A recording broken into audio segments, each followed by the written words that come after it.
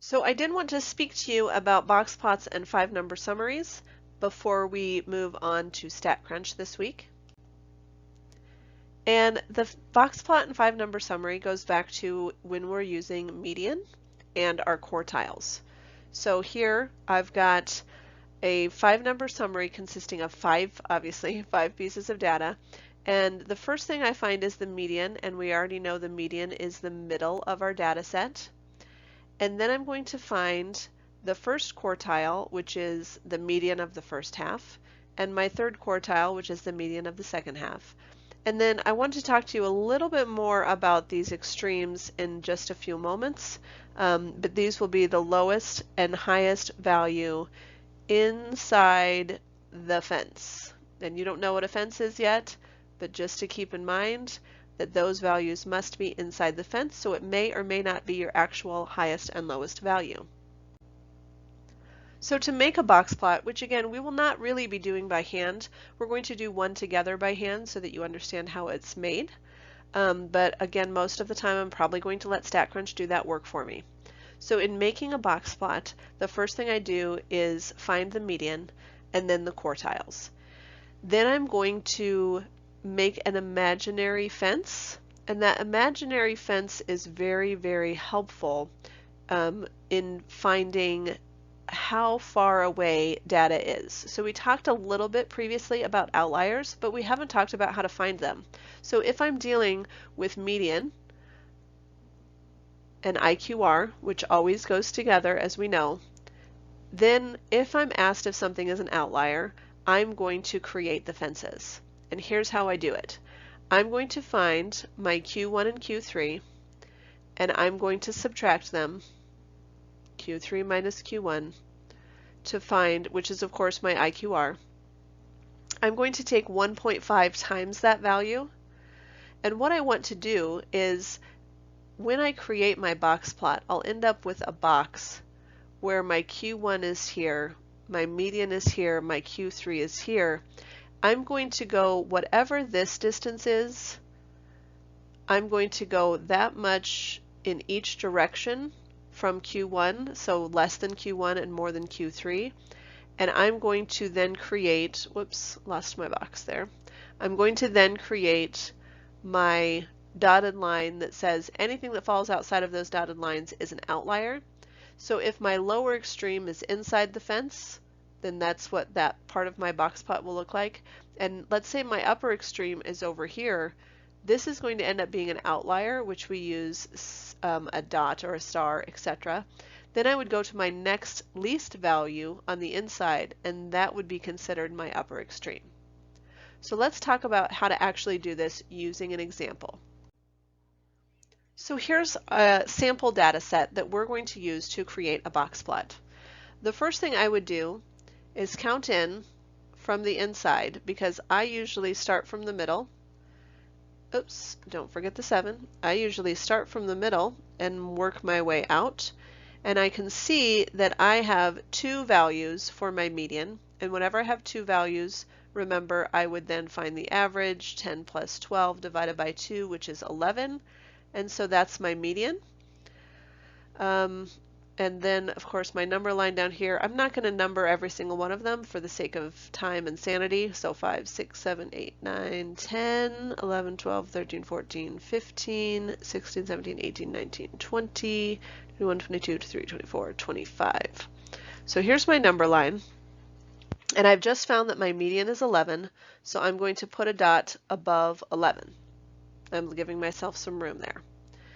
Then what I'm going to do is I know that this was my median, this split it in half.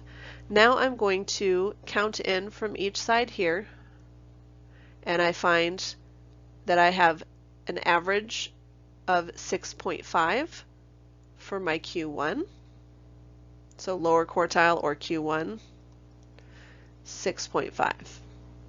I'm going to do the same thing on this side. I'm going to count in till I get to the middle, and I end up with 12 and 13, whose average is 12.5, so that's my Q3, or upper quartile, is 12.5. Now from here, Sorry about all my little knuckle marks there. From here, I need to do some math. So I'm going to find the fences. And I'm just going to sort of break it down step by step. So first I'm going to find the IQR. And the IQR would be 12.5 minus 6.5 because I'm taking Q3 minus Q1 and I get an IQR of 6. Then I'm going to take 1.5 times the IQR. So I'm going to take 1.5 times 6, which gives me 9. Then I'm going to take Q1 minus 1.5 IQRs, which Q1 was 6.5, and I'm going to subtract 9 from that, and that gives me a negative 2.5. And then I'm going to take Q3 plus 1.5 IQRs. And Q3 was 12.5, and I'm going to add 9 to that to get 21.5. So now here's what this looks like. I've got my 11. I've got my 6.5 that I can go ahead and graph. And I have 12.5, which I can go ahead and graph. So I have 3 dots, and those 3 dots are the box. So I'm going to go ahead and draw the box for those 3. Now, my lower extreme, I can go ahead and fill in that my lower fence was negative 2.5, upper fence was 21.5. I can't fill in the extremes yet because I have to figure out if there's data inside or outside of that. So negative 2.5 is my lower fence. So that's somewhere down here, and I'm just going to put a dotted line randomly down here for my lower fence. For my upper fence was 21.5, so that would be right here. And then my question is, did any of my data, so I'm going to erase what I had up here to make it more clear, is there any data on the low end that's less than negative 2.5? And the answer is no, which means my smallest data or lower extreme is 5. And that's a whisker. If I do that on the other side, I'm asking, is there any data that's greater than 21.5? And I can see I have one piece of data that is greater than. That 25 is not my upper extreme, that is an outlier. And that means my next lowest would be my upper extreme of 14. And so the 14 is going to go here. So that is my box and whisker plot with my outlier over here outside the fence. So hopefully that's helpful to sort of get a feeling.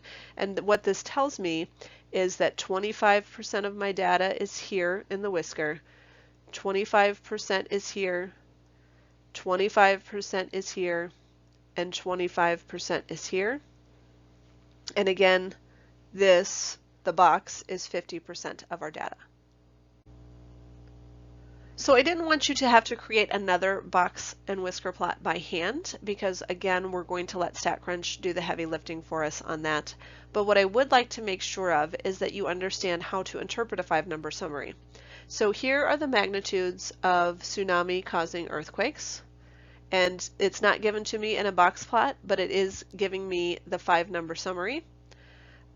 Keeping in mind that it's not necessarily giving me whether or not the max or min was an outlier. So let's see if we can answer these questions together. First, it says the middle half of tsunami causing earthquakes is between what and what? So remember that the middle half of data occurs between the quartiles. So I would say the middle half of tsunami causing earthquakes is between 6.7 and 7.6. The largest tsunami causing earthquake, and again I would be looking at the max, so it would have a magnitude of 9.1. Half of the tsunami causing earthquakes are above. Well, we know that half means we're dealing with the median, and so there's half below 7.2 and half above 7.2, but 7.2 would be our answer. And the last one, we're actually going to have to do some math. It says, are either the min or the max considered to be outliers? So again, let's work through this together. If I had a Q3 of 7.6 and a Q1 of 6.7, I'm going to subtract those. So 7.6 minus 6.7 gives me 0.9. That's my IQR. I'm going to take it times 1.5 to get 1.35. Remember, I'm then using my quartiles, no other values, just my quartiles. So my lower fence is Q1 minus 1.5 IQRs, and my upper fence is Q3 plus 1.5 IQRs. And notice what I'm doing is just finding that 1.35, which was 1.5 times IQR, and finding my lower fence to be 5.35 and my upper fence to be 8.95. And then I'm comparing the max to the upper fence, and notice that my max is outside the upper fence.